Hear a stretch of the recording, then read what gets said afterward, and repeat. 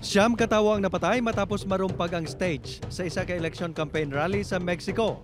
70 man katawo ang naospital matapos ginwasak sa mabaskog nga hangin ang dako nga stage sa rally sang Citizens Movement Party sa Pedro Garza Garcia City sa Nueva Leon State sa among nga pungsod. Sa video nga kuha sa lugar, makita ang pagkatumba sang stage sa direksyon sa mga tumalambong nga nagresulta sa pagpanik sa mga ini. 150 ka mga pagkabutang ni Princess Diana kagiban pa nga mga katapos ang royal family ang natala nga iga-auction sa Los Angeles, California sa Hunyo 27.